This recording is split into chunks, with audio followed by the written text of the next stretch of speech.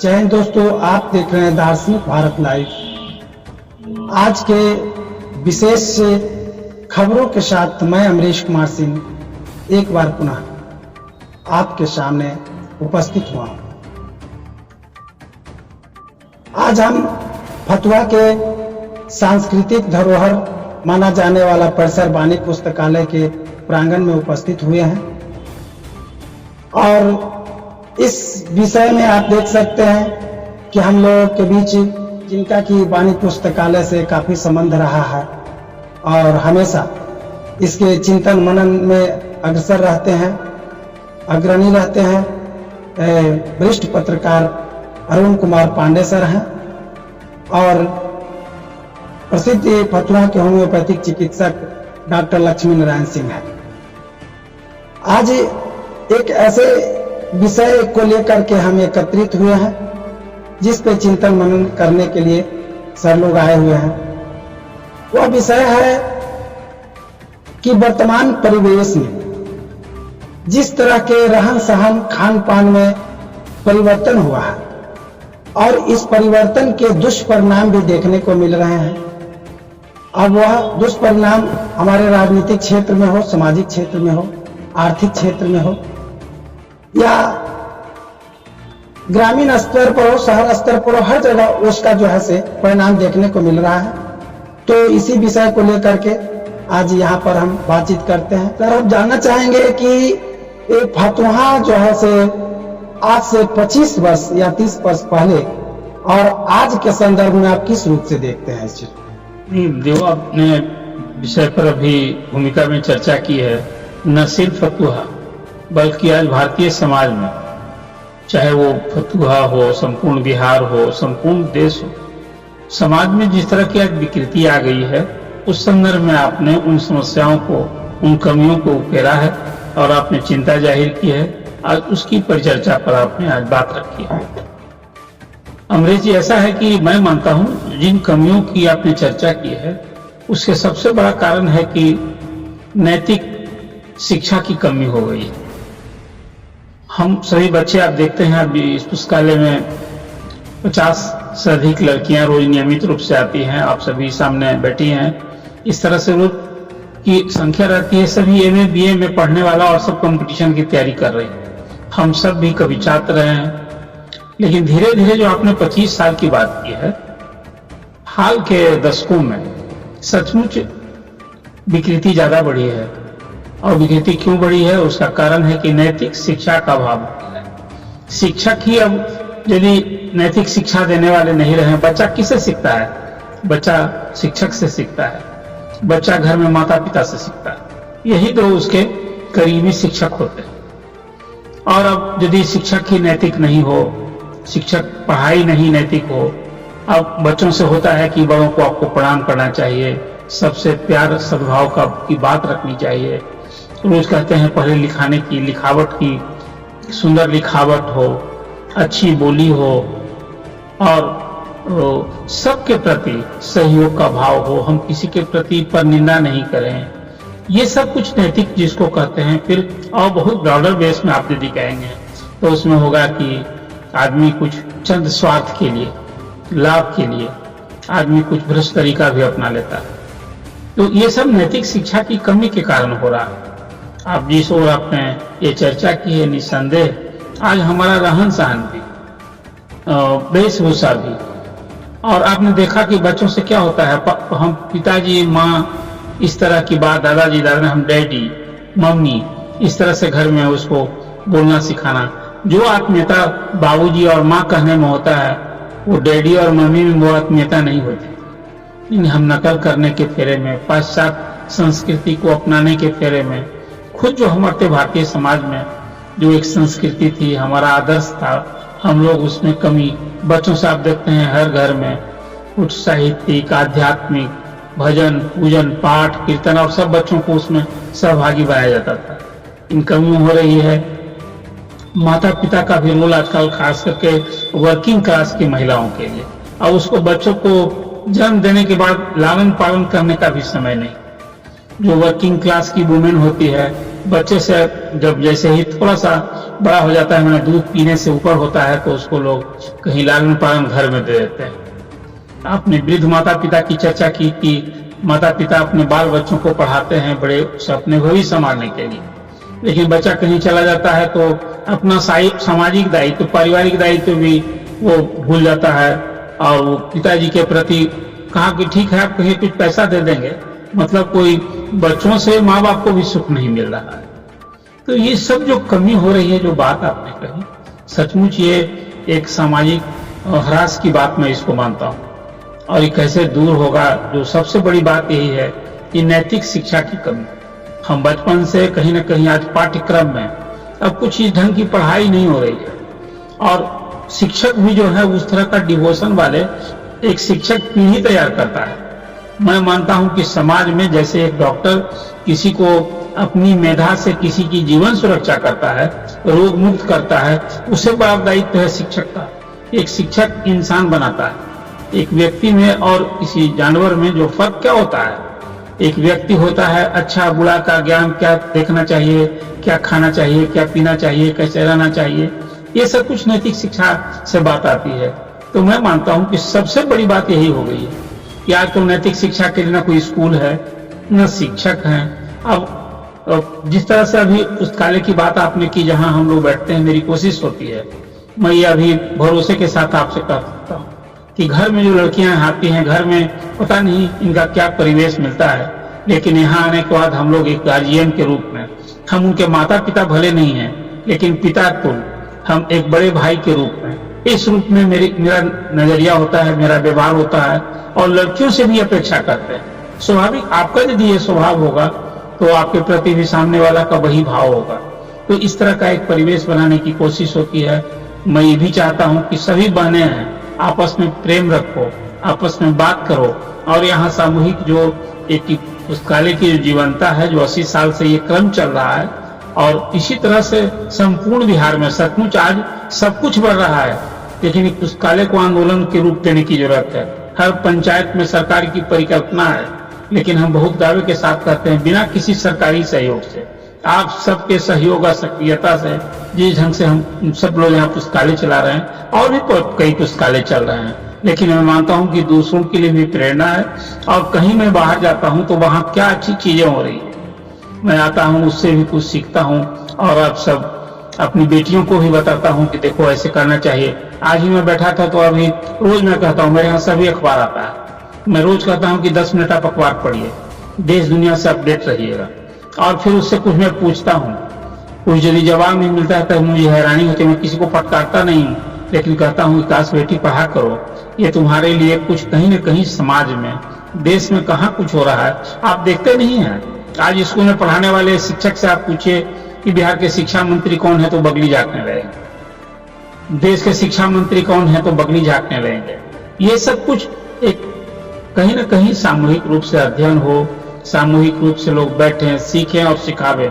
ये प्रवृत्ति यदि इसको बढ़ावा दिया जाएगा तो जिन समस्याओं के प्रति आपने चिंता जाहिर की है, मुझे लगता है कि एक संबल सहयोग मिलेगा और एक नई दिशा समाज को दी जा सकती है। हम आपसे जानना चाहेंगे कि आज के परिवेश में जिस तरह से राजनीति में भी एक बहुत बड़ा बदलाव देखने को मिल रहा है, जहां पहले के जमाने में लोग स्वयंसेवी के रूप में जाने जाते थे, राजनीति परिवेश में प्रवेश मिलता था उनको स्वयंसेवक के रूप में, समाज सेवक के रूप में, लेकिन आज इसमें जो व्यवसायिक रूप में लोग प्रवेश देखा जा रहा है, अपराधीकरण के रूप में प्रवेश देखा जा रहा है, क्या इसमें आप मानते हैं कि नैतिकता का पतन है? पहले हाँ, इस कार्य के लिए आपको बहुत बहुत धन्यवाद देते हैं।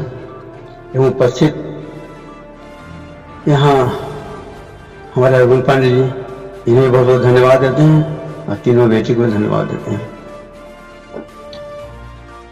अब विषय है राजनीति।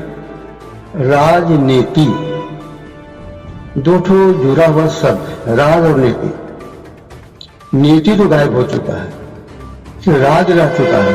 हर बातों के पीछे राज, इनके पीछे बात बोले, इसके पीछे राज छिपा हुआ है। और राजनीति एक ऐसे विद्वानों की चीज है।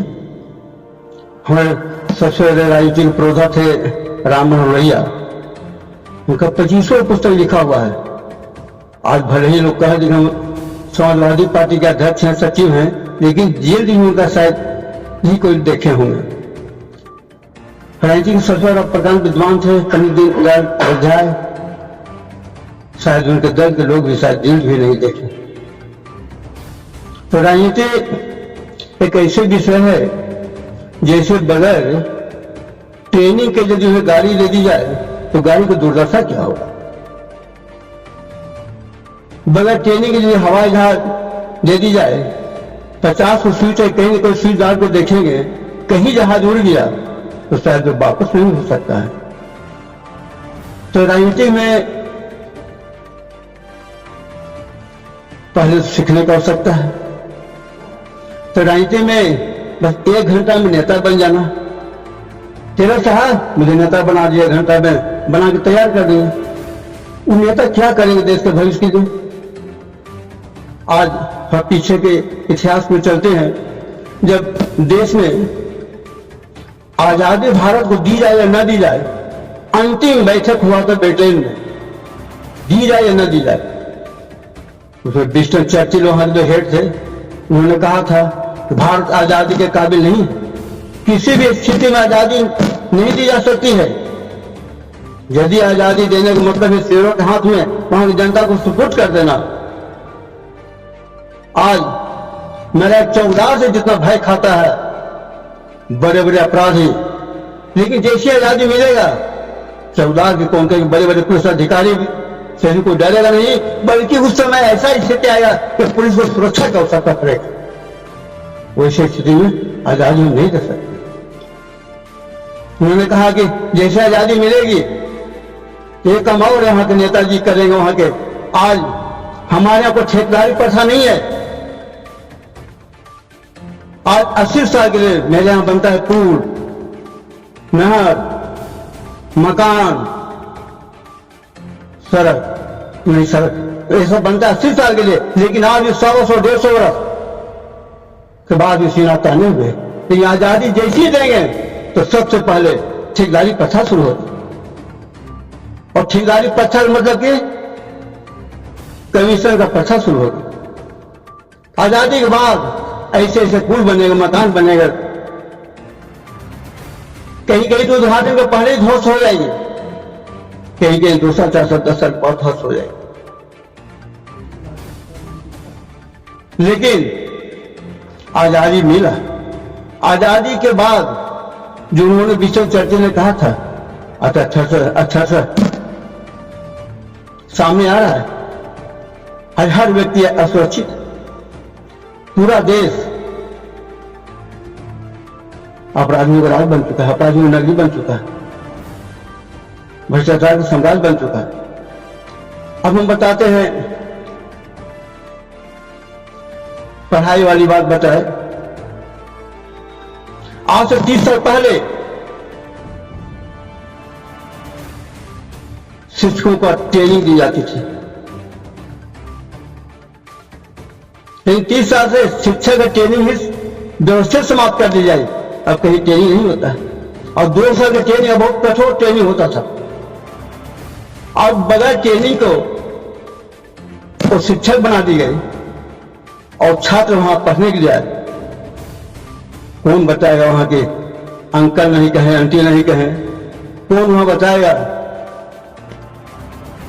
कि माता पिता को कैसे स्वागत करें। माता पिता धरती के भगवान होते हैं, वो तो ट्रेनिंग समाप्त हो गई।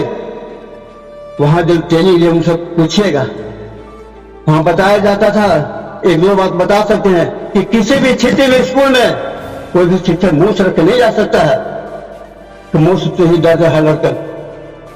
कोई भी शिक्षक वहां रूल लेकर नहीं जा सकता है, ऐसे वहां सिखाई जाती है।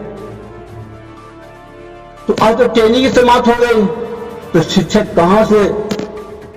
आज सबसे हाई स्कूल कॉलेज के प्रोफेसर ट्रेनिंग नहीं होता है, मिडिल ट्रेनिंग नहीं होता है, हाई स्कूल ट्रेनिंग नहीं होता है, होता था प्रथम क्लास, उसको ट्रेनिंग मिलता था।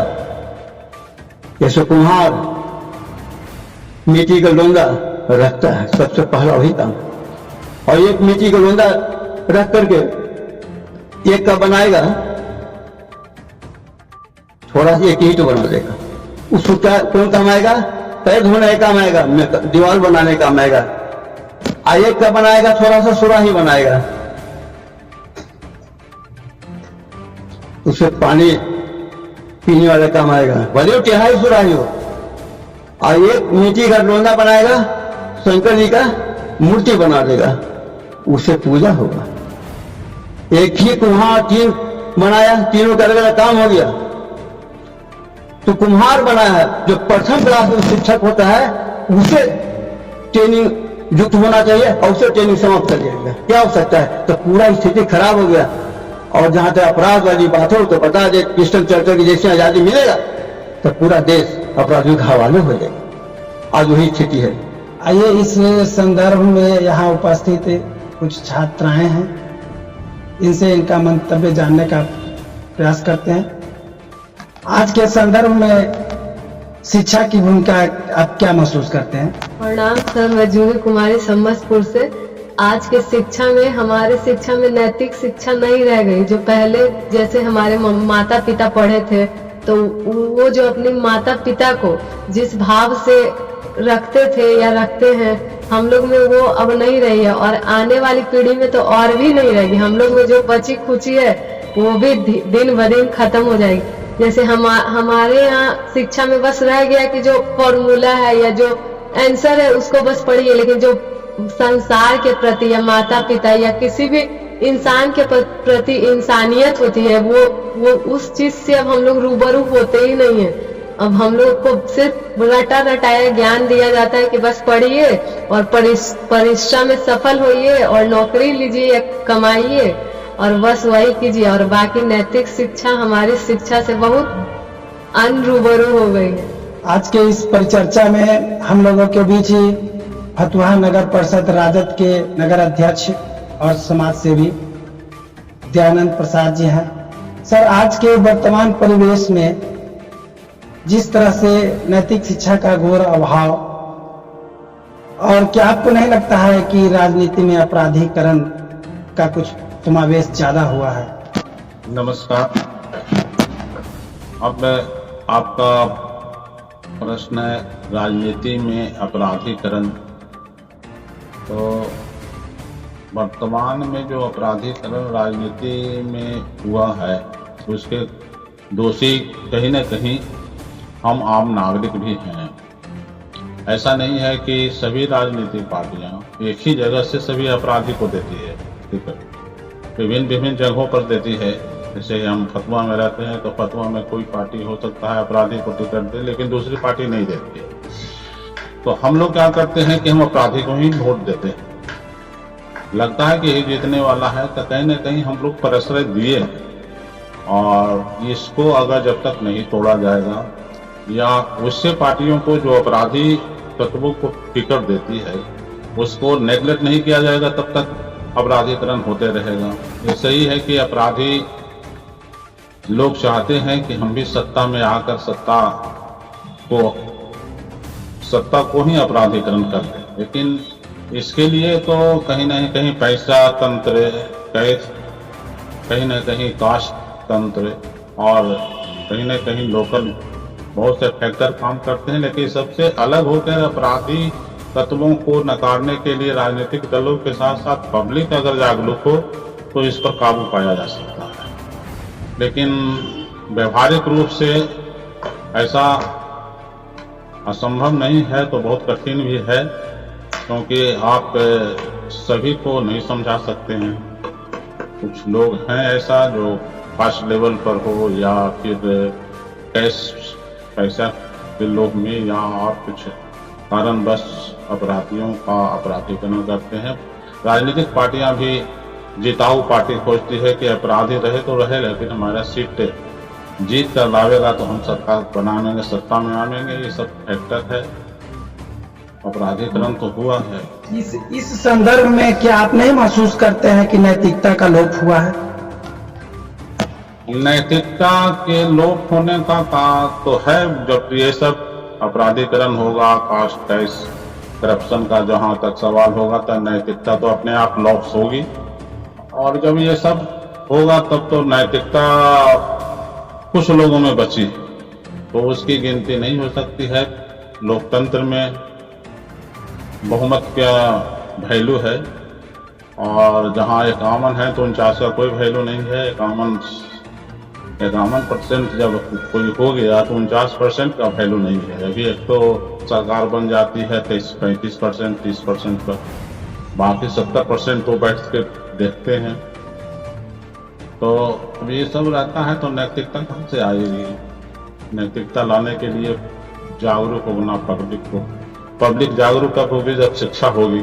अब शिक्षा का व्यवस्था है भारत सरकार या बिहार सरकार, मैं पार्टी लेवल पर नहीं कह रहा हूँ, जो भी सरकार आई अभी तक, कई प्रधानमंत्री, कई पार्टियां का देश में सरकार बनी और एक देश एक टैक्स चाहिए लोगों को सरकार में शामिल सत्ता चलाने के लिए, और एक देश एक आवाज या कुछ करते हैं। लेकिन एक देश एक शिक्षा की बात नहीं करते हैं। एक ही देश में कई पैटर्न शिक्षा चलती है, कई पैटर्न से शिक्षा चलती है, लेकिन परीक्षा एक होती है।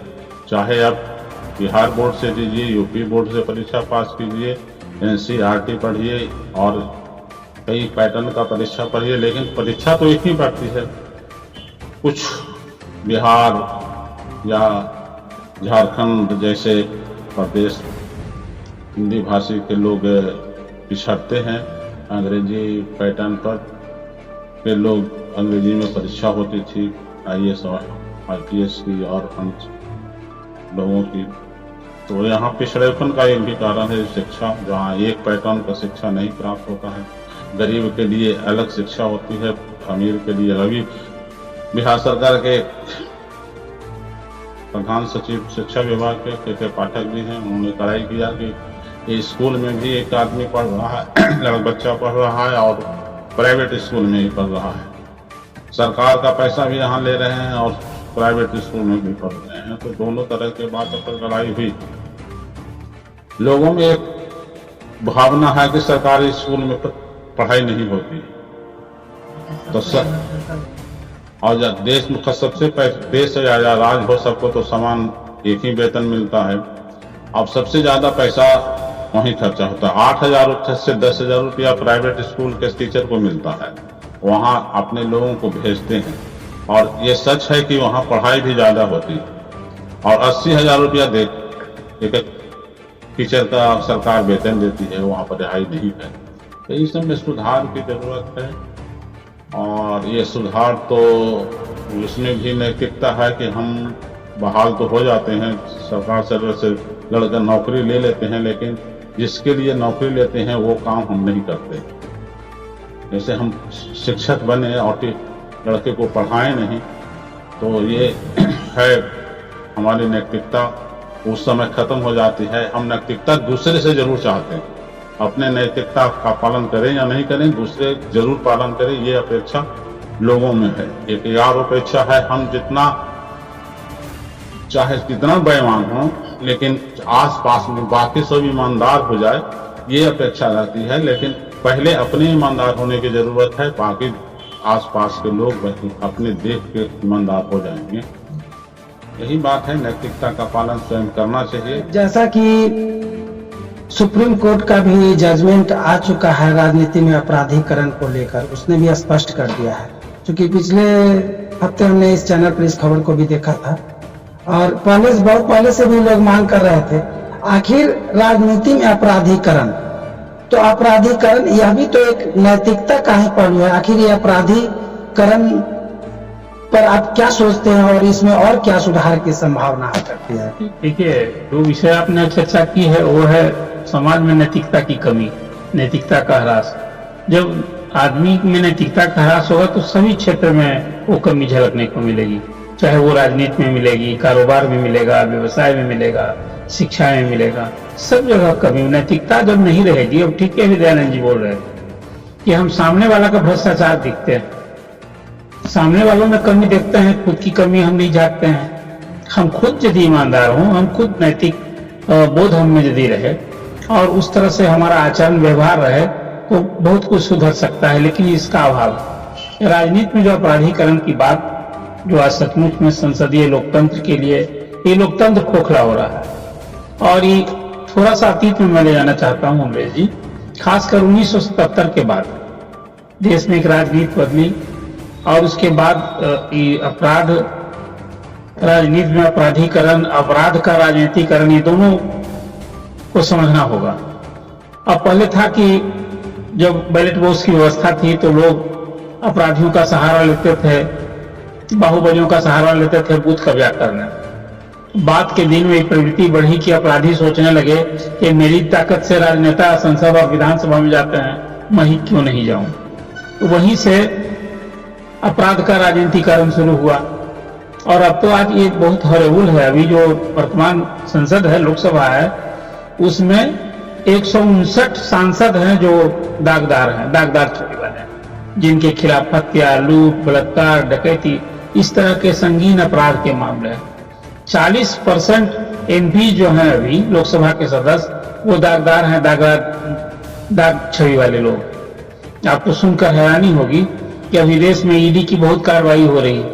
50 से अधिक MP और 75 से अधिक MLA, जो कोई मुख्यमंत्री है, केंद्रीय मंत्री है, सांसद है, विधायक है, ऐसे लोगों के खिलाफ ED की कार्रवाई चल रही है। जो नैतिकता का ह्रास कहाँ हुआ है।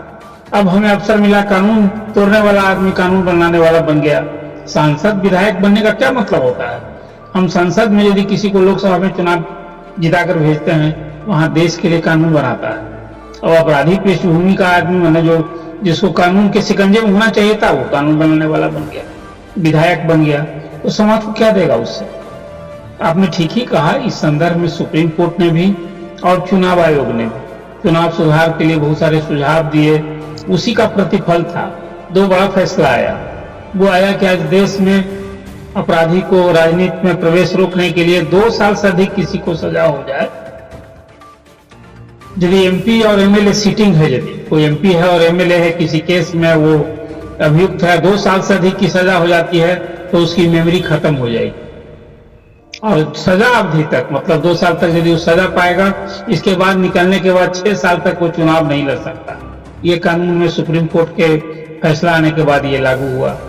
फिर हुआ कि 2 साल से अधिक, 2 साल किसी को सजा हो गई हो, सजाप्ता हो, तो चुनाव नहीं लड़ सकता है।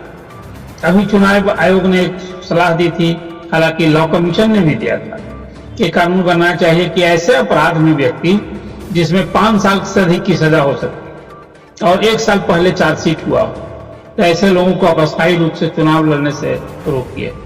लेकिन ये सब कुछ बातें अभी, इसलिए कि ठीक ही कहा विद्यानंद जी बता रहे थे, सारी पार्टियां चुनाव जीतने की होड़ में जाति, धर्म, ये सब जितनी बीमारी आई है ना, इसके कारण है कि हम कैंडिडेट, आज किसी के बारे में हम सोचते हैं तो कितना बड़ा समाज सेवी है, समाज के लिए उसका समर्पण है, लोगों के पास उसका कितना सहिष्णु है, सद्भाव का, ये नहीं रहता है, वो चुनाव जीत कैसे सकता है।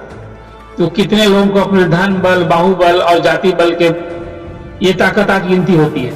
सांसद और विधायक के लिए टिकट मिलता है तो उसको कितना विद्वान है इसकी गिनती नहीं होती। आधार होता है कि ये इसका जाति का वोटर कितना, ये जिस जाति के, जिस धर्म का है, उसके धर्म के मानने वाले कितने लोग, और फिर ये कितना बाहुबली है, इसमें ताकत। तो समाज में इस तरह से जो राजनीतिक कार्यकर्ताओं का लोग क्यों हो रहा है, ये गिरावट जो आई है। लेकिन फिर मैं मानता हूं कि पूरे लोकतांत्रिक व्यवस्था के लिए एक बड़ा सवाल उठ गया है। और सबके पीछे जो मूल विषय आपने चर्चा छेड़ी थी कि समाज में नैतिकता का ह्रास, नैतिक शिक्षा का अभाव, ऐसे विद्यालयों की कमी, और नई पीढ़ी को हम जब कुछ अच्छा नहीं सिखाएंगे तो बड़ा बनकर वो क्या बनेगा। तो पिछले कई दशकों से ये बीमारी बढ़ी चली आ रही है, न सिर्फ देश और समाज के लिए, बल्कि हमारे यहाँ जो संसदीय लोकतांत्रिक व्यवस्था है, ये सुधार होगा, कौन सुधार करेगा। हम क्षणिक लाभ के लिए, निजी स्वार्थ के लिए हम नहीं सोचते हैं कि सामने वाला आदमी, हम उस लाभ से बहुत लाभ ले चुके हैं, लेकिन जो अब तक वंचित है उसको हम देना नहीं चाहते। ये भी भ्रष्टाचार है, ये भी नैतिकता की कमी है।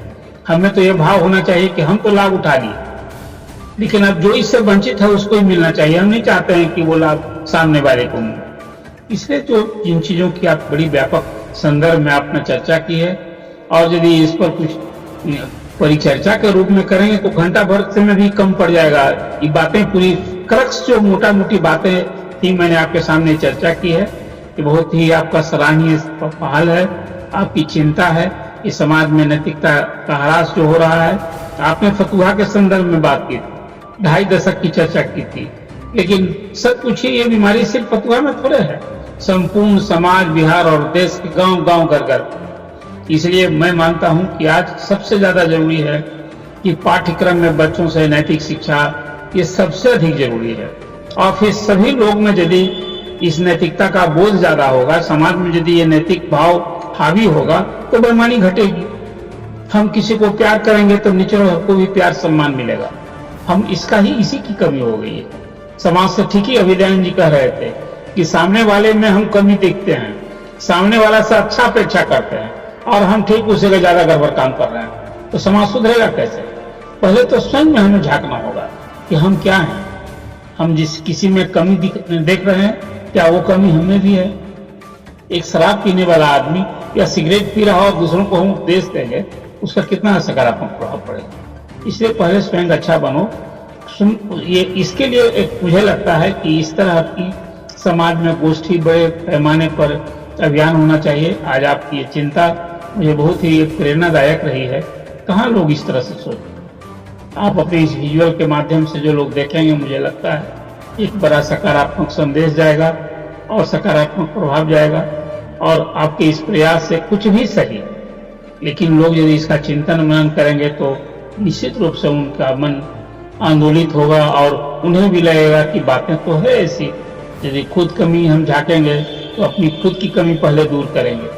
इसलिए आज जो विषय आपने ये रखा है, और फिर मैं इसे दोहराता हूँ कि लोगों के लिए प्रेरणादायी है और एक बड़ा ही सकारात्मक सुखद संदेश मिलेगा। जैसा कि आपने देखा आज के परिचर्चा में जितनी भी समस्याएं हैं, इसके पीछे एक कारण नैतिकता का ह्रास माना जा रहा है। ये नैतिकता क्या है, इसके संदर्भ में भी थोड़ा समझना बहुत जरूरी है। क्योंकि हमारा देश मानवतावादी और धर्म प्रधान सनातन देश रहा है, और हमारे देश के दार्शनिकों ने, संत महात्माओं ने जो दिव्य ज्ञान दिया है, उसमें नैतिकता जैसी विषयों को कूट कूट करके परोसा गया है। और वर्तमान समय में हमारा संबंध उन सदग्रंथों से अलग होकर के पाश्चात्य देशों के ज्ञान की तरफ मोड़ा गया है। यह एक बहुत बड़ी बात है। तो आइए फिर इसी तरह से एक नए विषय के साथ मिलते हैं। तब तक के लिए जय हिंद।